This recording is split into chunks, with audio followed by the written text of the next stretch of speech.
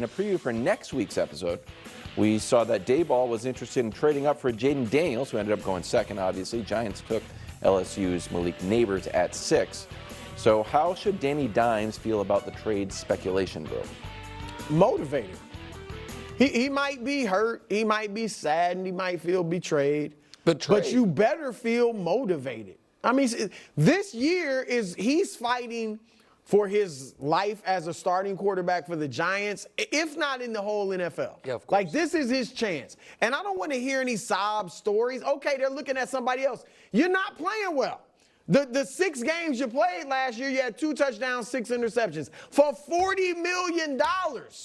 All right, so I don't want to hear, oh my, they're actually looking at my replacement. Yeah, they're looking at your replacement. So go out there and put your nose to the grindstone and be motivated. Yeah, so I don't think he's a player of the caliber that deserves job security.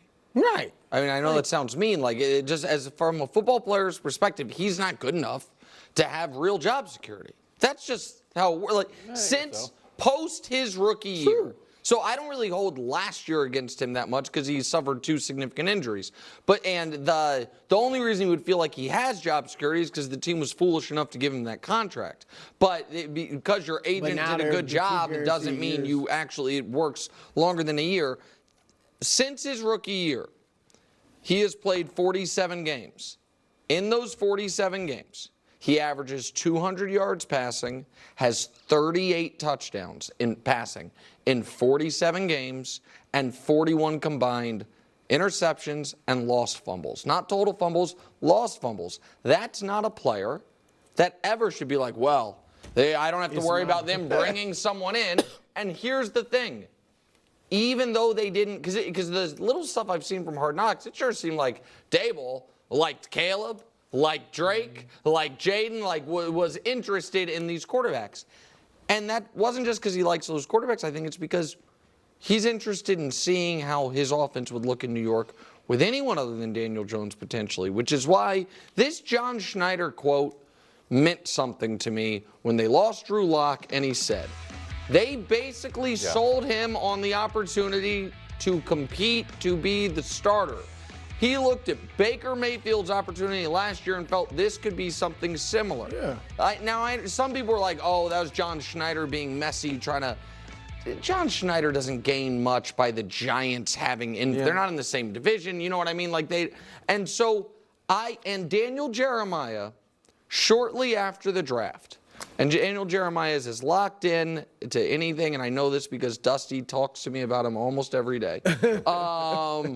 Daniel Jeremiah said, as just a throwaway line on a post-draft podcast, the Giants weren't just weighing that second crop of quarterbacks after the top 3, the Bo Nix, J.J. McCarthy, whatever, versus Daniel Jones. They were weighing them against Drew Lock, which tells me I think that's a real competition in New York between Daniel Jones and Drew Lock. So I guess he's happy they didn't trade for Jayden Daniels, but I think it's possible Drew Lock starts for the New York Giants. From day one? I think it's possible. Wow. So Daboll's playing with fire. Dimes should get the shot.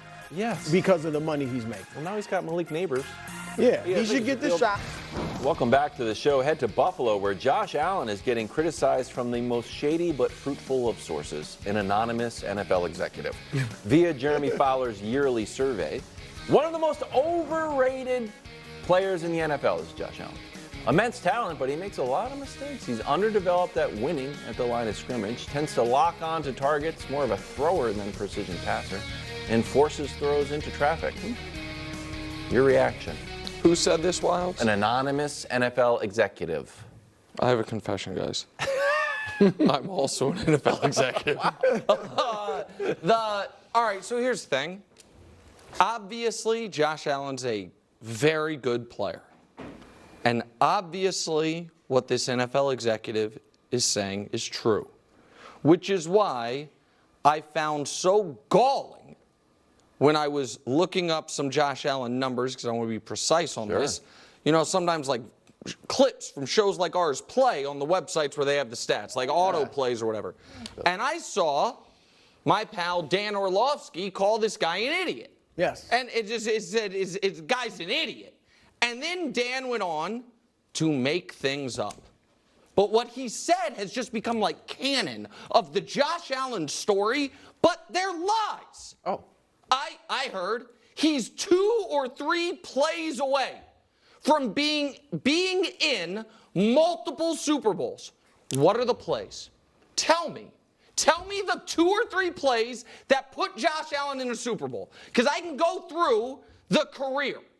First year in the playoffs, you lost in round 1. So do we all agree you weren't 2 or 3 plays away that year? Okay, so that's not it. Battle, maybe. Your next year in the playoffs, you were in the AFC title game, down by 3 scores in the fourth quarter and lost by 14. So do we agree you weren't 2 or 3 plays away that year? Then next year is the famous 13 seconds game, which happened in round 2. So if 2 or 3 plays go differently that game, then you are 2 or 3 plays and a whole football game at home against Cincinnati, who you would never lose a home game to Cincinnati, except the next year in round 2, you lost a home game to Cincinnati.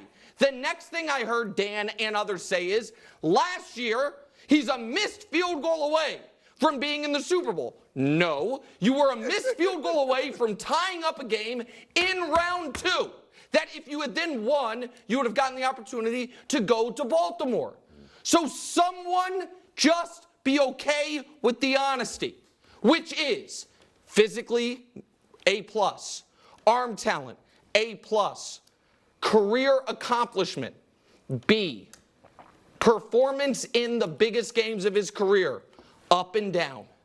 That's what he's been. And if we show you, Brew, throw out his first year, not fair, it's his rookie year, throw it out. Throw out his second year when he kind of turned the page. How has he been just as a passer since he became an MVP candidate? The answer is, all right, who cares about year 1, 32nd? This is a rookie year. Okay, since that MVP level year when he was 4th, middle of the pack. How has he been as far as turning the ball over? Well, since the beginning of his career. Most INTs since. Thank God they trotted Sam Howell out there 17 games last year, or else he would be his name across the board. So he is a wildly talented, flawed player, which is what this NFL exec said, and guys get called idiots for that because they don't want to do fan fiction on what the playoffs have been. So I agree with the guy. Here's where, look, he got 1 vote of the 74, 75 people that Fowler talked to for best quarterback on earth. Yeah, and he got MVP votes last year, first place. And there is chatter generally going into every season. There's a little bit of chatter, it's probably less this year, but a little bit of chatter that he's like right there with Mahomes. So for those that think that, the guy that voted him the best quarterback in the league, those that think he's equal to Patrick Mahomes, if not better, they overrate him. But overall, I don't think he's overrated. He's ranked 3rd on the poll. I could argue he could be 2nd. You could argue he could be 4th if you put Lamar and Burrow ahead of him. So I think he's where he's, as long as you know, he's not Patrick Mahomes. That's his biggest problem. Now, he is reckless, but the physical attributes kind of make up for that. And you showed, of course, the turnovers. I've said it before. He doesn't have the MVPs yet. But I've said he's this generation's Brett Favre. He doesn't have a Super Bowl either. But look at this, Nick. Yes, he makes a lot of turnovers. He's got the most TDs since 2019 by a mile. We're watching the best quarterback we've ever seen, and he's got 23 more touchdowns than him. And then everybody else, I mean, it's 50-plus more. There are a decent amount of Super Bowls on there, but most of them have been won by. But Mahomes and Russ a decade plus ago. No, yeah, they're all. So I'm just saying he's a productive quarterback. He has taken a franchise that had made the playoffs before he got there 1 time in the last 19 years, and now they're a perennial playoff team and contender. Wait a second. So I'm saying the dude is on a Hall of Fame trajectory. Okay, well that's too far.